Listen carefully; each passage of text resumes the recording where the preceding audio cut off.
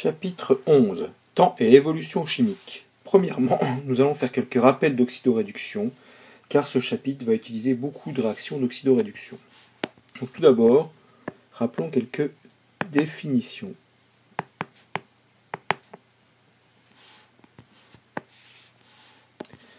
Qu'est-ce qu'un oxydant? Un oxydant, c'est une espèce chimique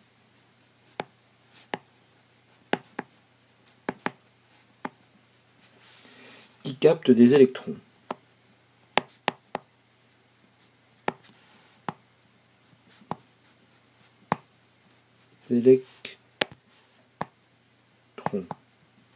Par exemple, Cu2+, donc il y a que capte des électrons pour devenir Cu, c'est un oxydant. Un réducteur. Un réducteur, c'est aussi une espèce chimique, mais cette fois-ci qui donne des électrons. Alors je vais noter E- pour simplifier. Et donc c'est par exemple Cu, qui en donnant des électrons va donner Cu2+. Les réactions d'oxydoréduction, c'est un échange d'électrons.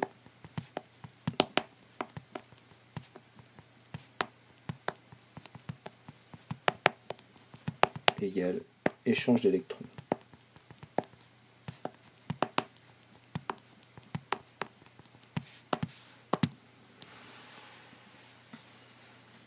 Donc par exemple, pour le cuivre, Cu2+,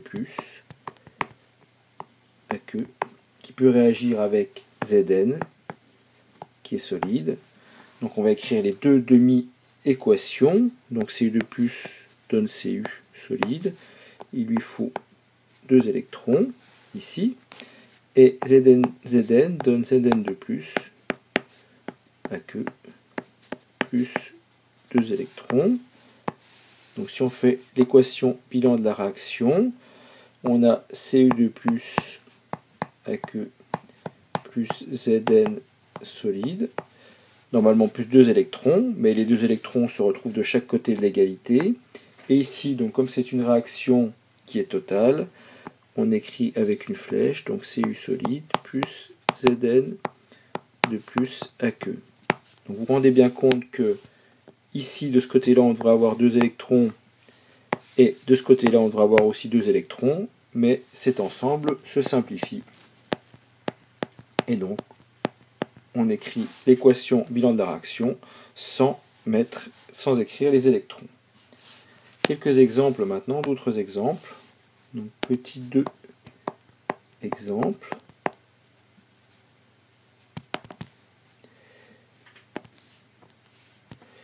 Donc tout d'abord, par exemple, entre la réaction entre, alors excusez-moi, je reprends la couleur blanche, Ag plus, qui fait partie du couple Ag plus Ag. Donc ce que je n'avais pas rappelé, c'est que quand on écrit le couple oxydant-réducteur, on écrit l'oxydant en premier et le réducteur en deuxième ici, avec une barre ici de un slash, qui réagit avec Al du couple Al3+, Al. Donc je rappelle, je vais effacer ça, voilà. Voilà. Je rappelle qu'Ag+ est aqueux, Ag solide, Al3+ est aqueux et Al est solide.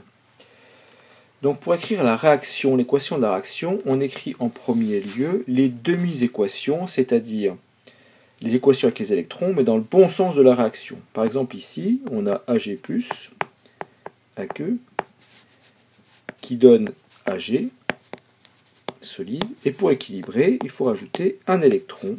Ça équilibre les charges, et le nombre d'Ag était aussi équilibré. Al, donc dans le sens c'est Al qui réagit, donne Al3+, donc là c'est aqueux, avant c'était solide, plus 3 électrons, puisque là on a 3+, et pour équilibrer il faut 3 électrons. Maintenant, on va faire la somme des deux équations, deux demi-équations. Le problème, c'est que l'on veut que dans l'équation bilan, il n'y ait plus d'électrons ni d'un côté ni de l'autre. Or, ici on a un électron, et ici on en a 3. Donc, pour pouvoir simplifier les électrons, il faut que de chaque côté de l'égalité, on ait 3 électrons. Donc il va falloir multiplier cette demi-équation par 3, et donc multiplier tous les membres par 3, c'est-à-dire Ag+, E- et Ag. On obtient ainsi, en dessous, 3 Ag+, AQ, plus, normalement 3 électrons, mais les 3 électrons vont simplifier avec l'autre côté, donc on ne les écrit pas, plus l'aluminium solide, donne, donc c'est une réaction totale, donc on écrit aussi une simple flèche, 3 Ag solide, plus Al, 3 plus AQ. Autre exemple. Autre exemple, c'est le fer 3+, Fe3+, qui fait partie du couple Fe3+, Fe, qui réagit avec les ions I-, qui font partie du couple I2, I-.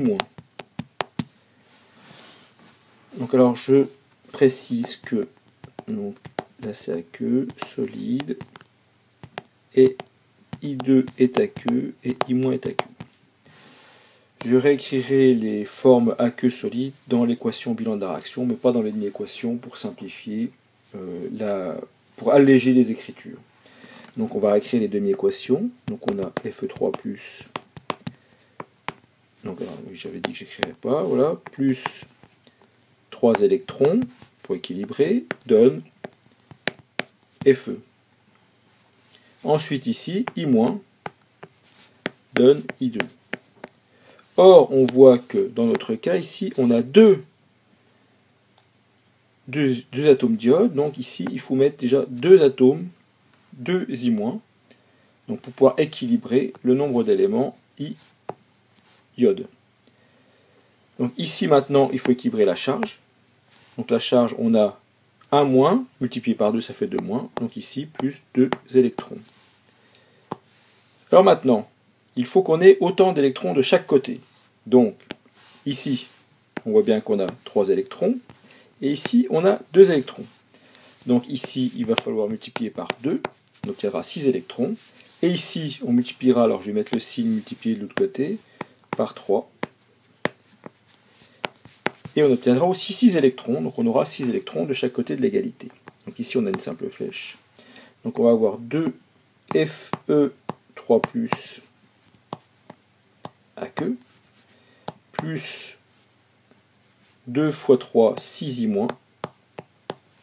aqueux, donc plus 6 électrons mais qui simplifient, donne 2 Fe solide, plus 3 I2 aqueux.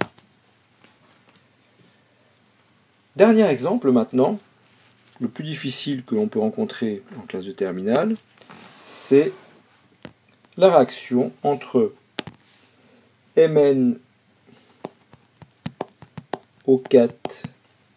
donc qui a que, et qui fait partie du couple MnO4-, Mn2+, aqueux, et Fe2+, qui fait partie du couple Fe3+, Fe2+, aqueux. Donc, on va commencer par équilibrer, par écrire la demi-équation de ce couple-là, qui est la plus simple. Donc, on a Fe2+,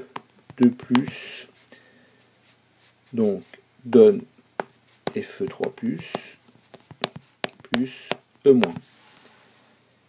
En dessous, on va écrire l'équation avec MnO4-.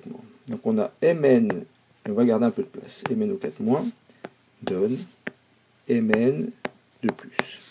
Comment équilibrer cette équation en milieu aqueux? C'est très simple. Premièrement, on regarde le nombre d'éléments, ici, si c'est le même. Donc ici, on a un atome de magnésium et un atome de magnésium de chaque côté, donc on n'a pas besoin d'équilibrer le nombre d'atomes de magnésium. Donc ça, c'est la première partie. Deuxième partie, on regarde le nombre d'atomes d'oxygène. Ici, on a 4 atomes d'oxygène, donc il faut équilibrer de l'autre côté avec H2O. Donc plus 4 H2O. Troisième étape, donc ça c'était la deuxième étape. Troisième étape, il faut équilibrer les hydrogènes. Ici, il y en a 4 fois 2, 8. Et on équilibre avec H+, de l'autre côté. C'est la troisième étape. Donc plus 8H+. Maintenant, l'équilibre est quasiment fait. Quatrième étape, il faut équilibrer les charges. Quatrième étape. Alors, je vais changer de couleur. Quatrième étape, les charges. Les charges ici, on a 1 moins. On a 8 plus, donc ça fait 7 plus. Et là, on a 2 plus. Donc, on va équilibrer avec les électrons. Donc là, comme on a 2 plus de l'autre côté, c'est plus. On va rajouter 5 électrons. Ce qui fera qu'ici, on aura du côté des réactifs 2 plus. Et du côté des produits, 2 plus. Donc ça, c'est la quatrième étape. Donc maintenant, on va écrire l'équation de la réaction. Donc, on voit bien que dans le premier cas, on a un électron. Ici, on en a 5.